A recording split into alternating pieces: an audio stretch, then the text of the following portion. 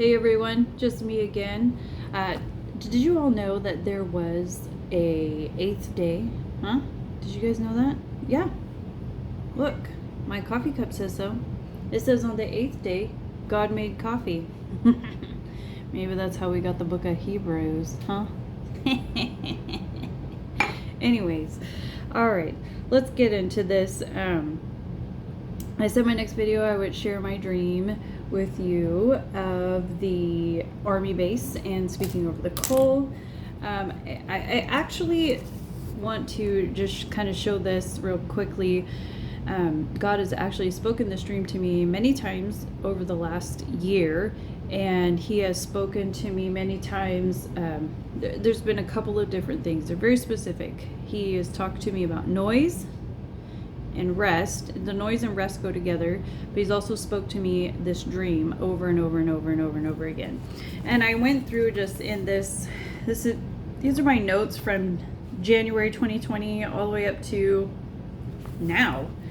My last notes that I have in here are from like, I don't even know, today or yesterday. So anyways, and these are like, sermons and messages. So in the middle of the preaching, you can see all those little markers.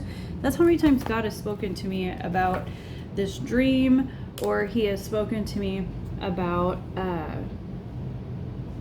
the noise and the rest, which I'll get into that as well in another video, not in this one. All right, so I got some crazy hairs right here. Look at that. Sorry. Only ladies will understand. We don't want crazy hairs on videos like this, right? Whatever. Let's just get to it. All right, so here we go. This is ridiculous. So, to the best of my memory, because this dream is pretty old, I want to say the dream is probably, I don't know, 2000, maybe 13, 14, could be later than that. I think I mentioned it in some of my notes over there, which are really old. I'll have to look at it. I don't have it right off the top of my head. So, to the best of my memory, here it is. I'm on an army base, and this army base is huge. I mean, it is just so massive. And I'm walking around on the base, and I can see different areas.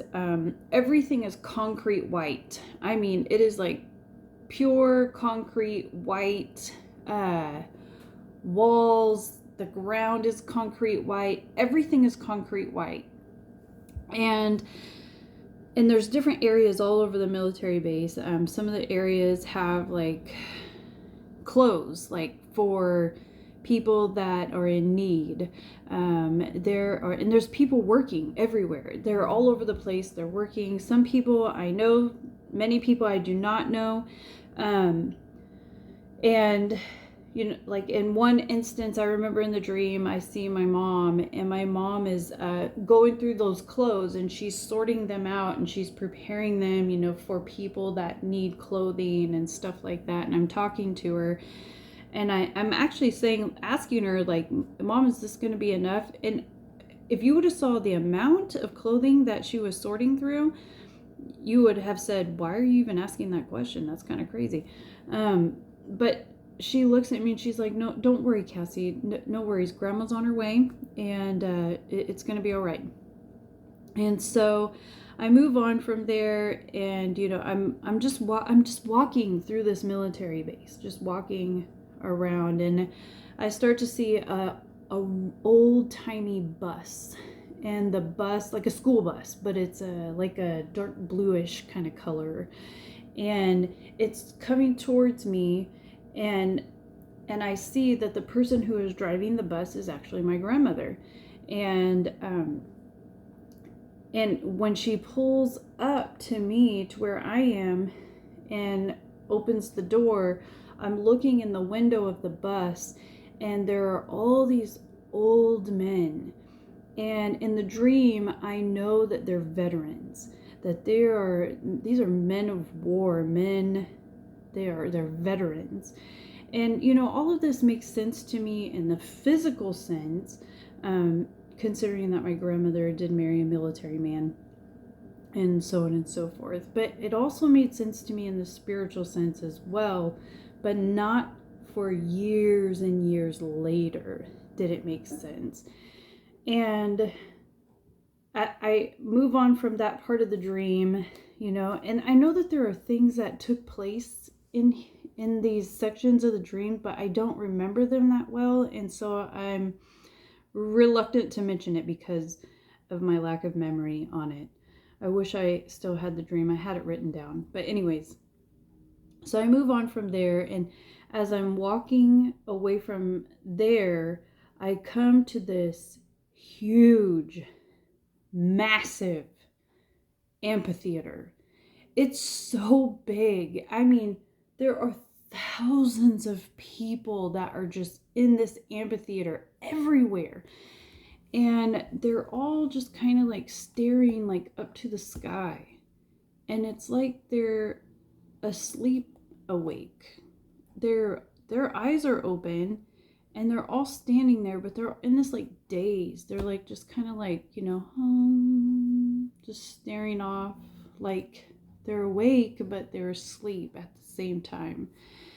And I look over and I see this old-timey train, and it's black, it's shiny, and I know that this train is gonna take off. I know that it's getting ready to leave, and all of those people are supposed to be getting on that train.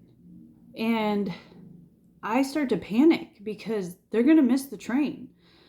And so I run down into the crowd of people and I start shaking each person individually, and I'm trying to wake them up. I'm yelling at them. I'm shaking them really hard. I'm going, wake up, you gotta wake up. You're gonna miss the train. And I'm like pointing over to the train.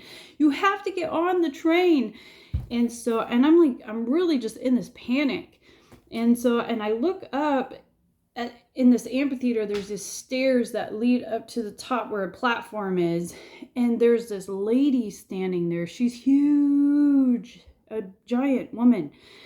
And I go up to the top of the platform and I look at her, and I say to her, I'm telling her, I don't know what to do. And in this very stern voice, she's like, you have to do it like this. And she takes this like shovel looking thing and she scoops it into this coal, this like hot burning coal.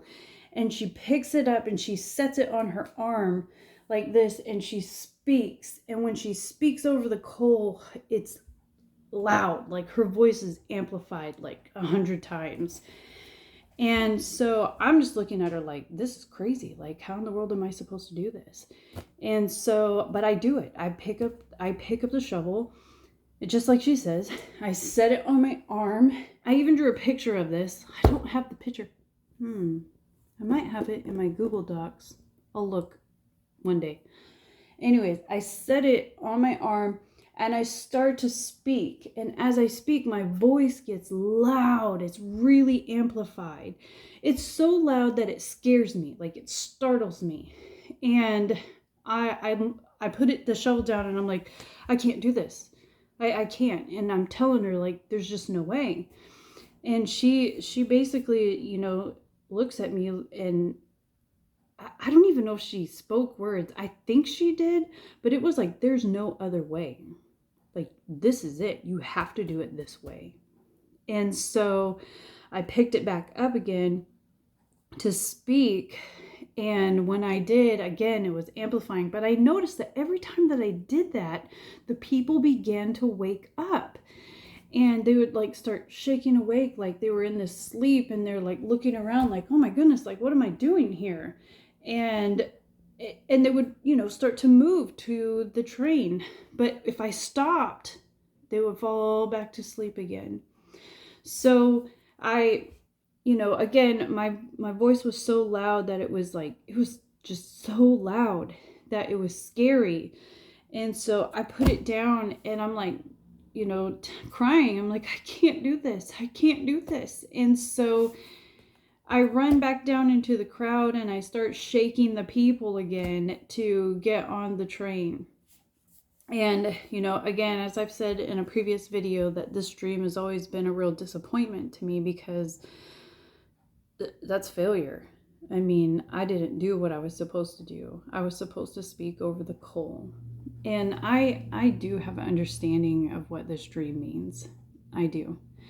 And I see how it relates to other things. I, as a matter of fact, I was going through my journal recently, not necessarily journal, but notes, and just reminding myself of things that I've allowed the enemy to put into my heart and into my mind. In 2 Corinthians, talks about casting down imaginations that exalt themselves, and taking our thoughts captive. See, I want my Bible in front of me right now. I'm gonna get it. Okay, I got it. 2 Corinthians 10:4, for the weapons of our warfare are not carnal, but mighty through God to the pulling down of strongholds. This is very personal to me. Very, very personal. Casting down imaginations and every high thing that exalts itself against the knowledge of God, and bringing into captivity every thought to the obedience of Christ. So there are things that I've allowed into my heart and into my mind.